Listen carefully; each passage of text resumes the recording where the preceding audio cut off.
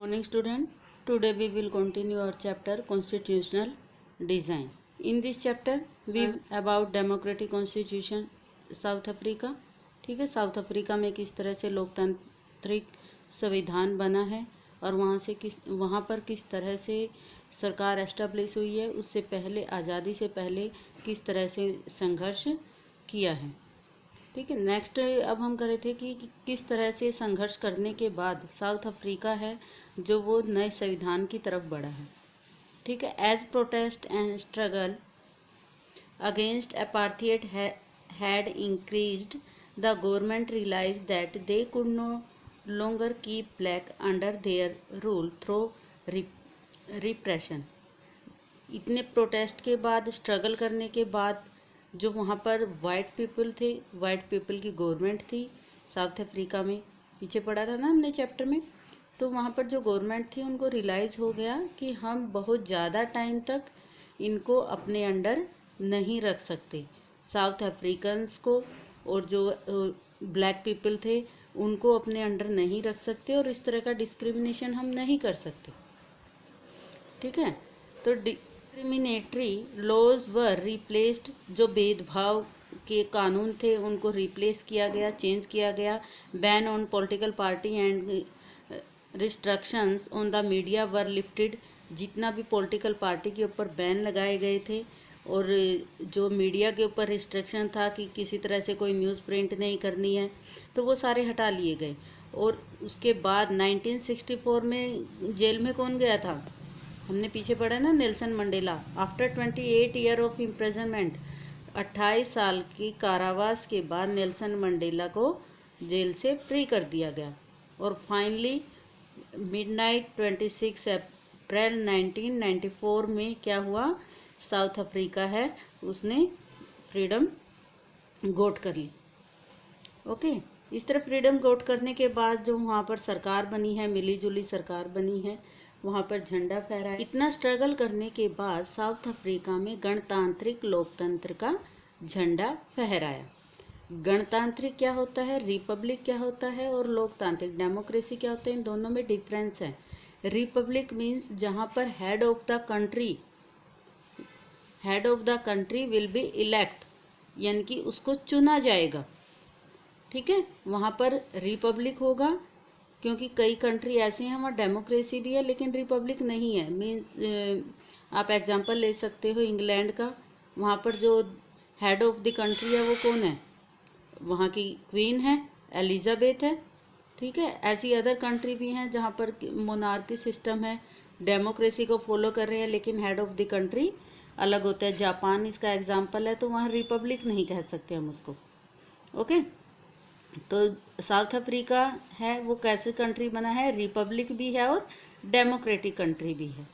इस तरह से वहाँ पर जो अपार्थाइड था, नस्ल भेद की जो नीति थी, उसको एबोलिश करके, उसको ख़त्म करके वहाँ के लोगों ने मल्टी रेशियल गवर्नमेंट की फॉर्मेशन की है. जो अलग अलग नस्ल के लोग हैं उनको शामिल किया गया है. मीन्स वाइट और ब्लैक पीपल ने मिलकर सरकार का निर्माण किया है. यहाँ पर ये आप वर्ड पढ़ सकते हो, नेल्सन मंडेला ने जो खुद की वजह से हुआ है और मानते हैं, my wish is that south Africa never give up on the better in goodness. उन्होंने कहा है कि मेरा मानना है और मैं विश्वास करता हूँ कि अफ्रीकन्स हैं जो इस अच्छाई को नहीं छोड़ेंगे.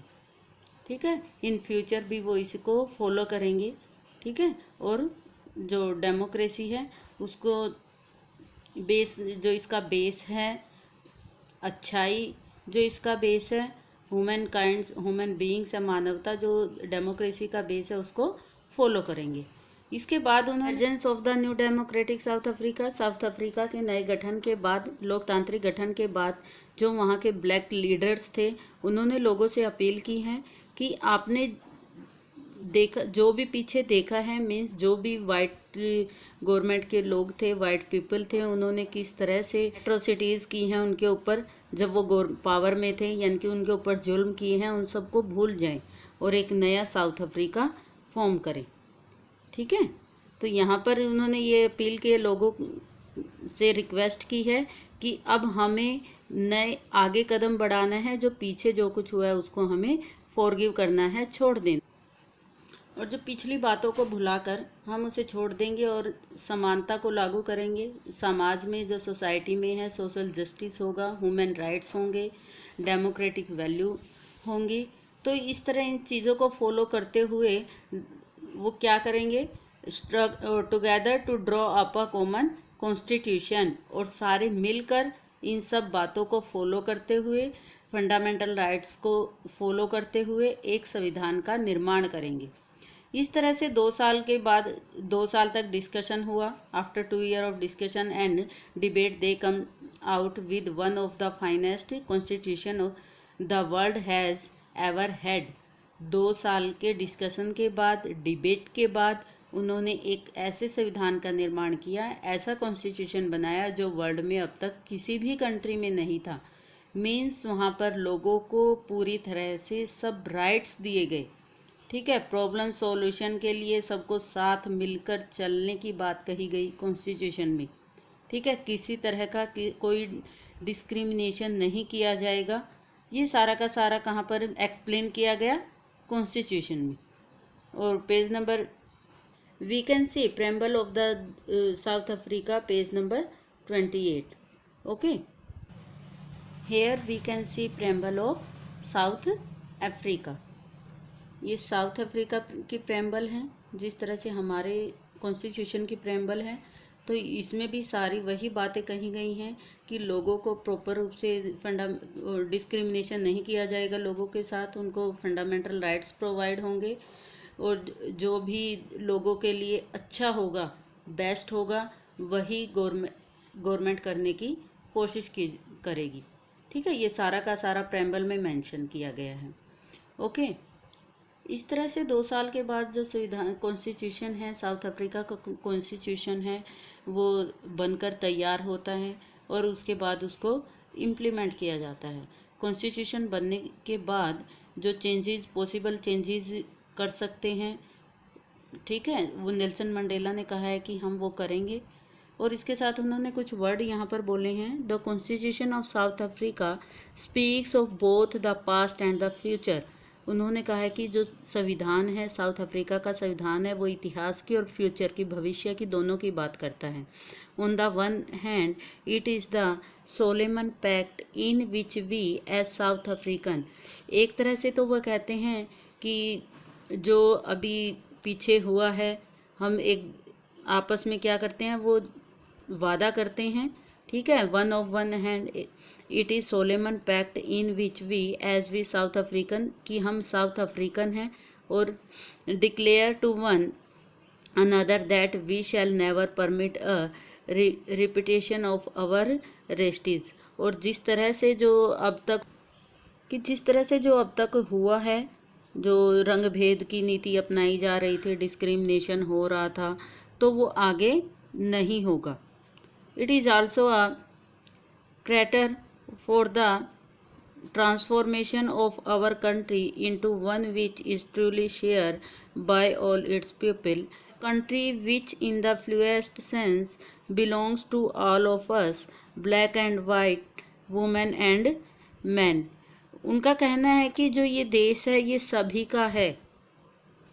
एक बार उन्होंने पास्ट की बात की है, कॉन्स्टिट्यूशन के बारे में बोला है ना कि कॉन्स्टिट्यूशन फ्यूचर की भी बात करता है और पास्ट की भी बात करता है। पास्ट की बात की है उन्होंने कि जो डिस्क्रिमिनेशन हुआ है, जो रेशियल सिस्टम यहाँ पर चल रहा था, वो आगे नहीं होगा।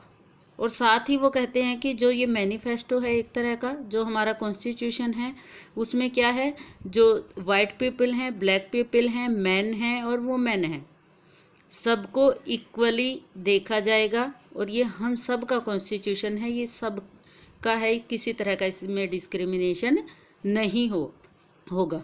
ये नेल्सन मंडेला ने कहा है, किसके बारे में कहा है, कि कॉन्स्टिट्यूशन के बारे में। Okay, now one questions are arise, why we need constitutions, कि हमें कॉन्स्टिट्यूशन की ज़रूरत क्यों होती है। ठीक है, क्वेश्चन यही अराइज हो रहा है ना अब आगे। Okay, why do we need a constitution, कि हमें संविधान की ज़रूरत क्यों होती है। I want to give a little example. मैं एक छोटा सा एग्जाम्पल यहाँ पर देना चाहूँगी कि जिस तरह से आप क्लास में आते हो, ठीक है, तो क्लास में जब बच्चे एंटर करते हैं, जो पहले आ गया, कई बच्चे ऐसे होते हैं कि वो फर्स्ट सीट पर बैठना पसंद करते हैं, कई बच्चे होते हैं पीछे बैठते हैं, ठीक है। कुछ बच्चे ऐसे होते हैं कि जो पीछे बैठना पसंद करते हैं और वो लेट आते हैं, उनकी सीट बुक हो जाती है। और कुछ बच्चे ऐसे भी होते हैं कि आगे बैठना लाइक करते हैं और ट्रांसपोर्टेशन की वजह से उनकी बसेस लेट आ रही हैं तो वो आगे नहीं बैठ पाते, ठीक है। तो इस तरह से वो क्या करते हैं, अपोज हो जाते हैं इस चीज़ के कि हम तो कभी यहाँ पर बैठ ही नहीं पाते, हमें भी बैठना चाहिए। तो टीचर क्या करते हैं, टीचर क्लास की जो इस प्रॉब्लम को सॉल्व करने के लिए कि सीट सबकी फिक्स ना हो या सीट सबकी फिक्स कर देते हैं, वो क्या करते हैं, आपको अकॉर्डिंग टू रोल नंबर बिठा देते हैं, ठीक है। क्या हुआ, क्लास को मैनेज करने के लिए, ठीक है, किसी तरह की प्रॉब्लम ना हो, प्रॉब्लम को सॉल्व करने के लिए, और उसके साथ ही कि सबको सबको मतलब कि फिक्स सीट मिल सके या किसी तरह की गिल्टी फील ना हो कि हम यहाँ बैठ रहे हैं वहाँ बैठ रहे हैं, ठीक है। और रोल नंबर के अकॉर्डिंग भी क्लास में रोटेशन चलती रहती है सीटीज पे। तो इसमें क्या है कि सबको आगे बैठने का भी मौका मिले और पीछे बैठने का भी। तो ये टीचर के द्वारा क्या है, एक प्रॉब्लम सॉल्व कर दी जाती है। उसी तरह कंट्री को मूव करने के लिए, कंट्री को चलाने के लिए हमें किसकी नीड होती है, कॉन्स्टिट्यूशन की, ठीक है। कॉन्स्टिट्यूशन क्या है, it is a document of all rule and regulation. ये एक दस्तावेज है रूल और रेगुलेशन का, एक ऐसी बुक है जिसमें कंट्री को चलाने के लिए क्या लिखे गए हैं, जो कानून है वो सारे इसमें लिख दिए गए हैं, ओके, ठीक है। बुक बनाई गई, बुक बनती है कॉन्स्टिट्यूशन की, यानी कि सारे रूल रेगुलेशन वहाँ पर लिखे जाते हैं। लेकिन अब क्वेश्चन हमारे माइंड में ये अराइज होता है कि ये जो रूल हैं ये बनाता कौन है, ठीक है। जैसे हमने पढ़ा था पीछे भी कि 2 ईयर के डिस्कशन के बाद तो कॉन्स्टिट्यूशन बना है, यहाँ पर भी लिखा गया है, after long negotiation both party agree to compromise, the white agree to the principle of majority rule that 1 person 1 vote. कि जो लोग हैं वो वहाँ पर काफ़ी नेगोशिएशन के बाद, आपसी बातचीत के बाद उनमें समझौता हुआ कि सहयोग से हम आगे बढ़ेंगे। और जो वाइट पीपल है वो एग्री हो गई इस बात की कि जो इसमें मेजॉरिटी होगी, लोग जिस भी रूल के फेवर में होंगे वही रूल इम्प्लीमेंट किया जाएगा, ठीक है।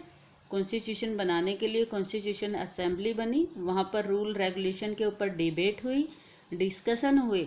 उसके बाद जिस रूल के फेवर में लोग ज़्यादा थे, मेजॉरिटी में जिस रूल के मेजॉरिटी ज़्यादा थी, तो उसको कॉन्स्टिट्यूशन में इम्प्लीमेंट कर दिया गया, उसमें लिख दिया गया। तो यहाँ पर एक रूल के बारे में बताया कि 1 पर्सन 1 वोट, यानी कि एक व्यक्ति का क्या होगा, एक ही वोट होगा, ठीक है। इसी तरह बहुत सारी बातों को डिस्कस करते हुए उसको कॉन्स्टिट्यूशन में रखा गया और कॉन्स्टिट्यूशन का नीड को फुलफिल किया गया कि इससे पता लगता है कि किसी भी कंट्री को मूव करने के लिए हमें किसकी ज़रूरत है, कॉन्स्टिट्यूशन की ज़रूरत है, संविधान की ज़रूरत है। तो यहाँ पर कुछ फंक्शन दिए गए हैं कॉन्स्टिट्यूशन के, ठीक है। Underline them and write down in your notebook. Question is what is the function of constitution, okay. First है, it generate a degree to trust and coordination that necessary for different kind of people to live together। इसका क्या first है कि it generate a degree of trust and coordination that is necessary for different kind of people to live together। कि लोगों के अंदर ऐसा विश्वास बनाना कि सभी साथ मिलकर, डिफरेंट काइंड ऑफ पीपल, विभिन्नताओं वाले लोग होते हैं, अलग अलग तरह के लोग रहते हैं, लेकिन कॉन्स्टिट्यूशन में अपने बिलीव दिखाते हुए वो साथ मिलकर रहते हैं। सेकंड है, it specify how the government will constituted, who will have power to take which decision. कि कॉन्स्टिट्यूशन को कौन चलाएगा, सरकार कैसे बनेगी, किस तरह से पावर में आएगी, कौन रूल करेगा। थर्ड है it lay down limits on the power of government, it tell us the right of citizen and are. Okay, कि ये हमें राइट टू सिटीजन से जो लोगों के अधिकार हैं उसके बारे में बताता है, और सरकार के क्या अधिकार है, सरकार की लिमिटेशन क्या है, सरकार किस तरह से काम करेगी, ये भी हमें कहाँ से पता लगता है, कॉन्स्टिट्यूशन से। नेक्स्ट है it express the aspiration of the people about creating a good society. तो इसमें क्या होता है कि एक अच्छी सोसाइटी की फॉर्मेशन के लिए लोगों की एस्पिरेशन है, ठीक है, एस्पिरेशन को व्यक्त करता है, बताता है कि किस तरह से लोगों की भावनाओं का सम्मान करना है, जो उसकी एस्पिरेशन है उसको आगे बढ़ाना है। ये हमारी जो इच्छाएं हैं, डिज़ायर हैं, एस्पिरेशन है, वो कहाँ है, कॉन्स्टिट्यूशन में है। जो मेजॉरिटी में लोग हैं उन्होंने वहाँ पर रखी हैं। तो ये सारी बातें हमें कौन बताता है, कॉन्स्टिट्यूशन। ये सारी की सारी बातें कॉन्स्टिट्यूशन में लिखी गई हैं।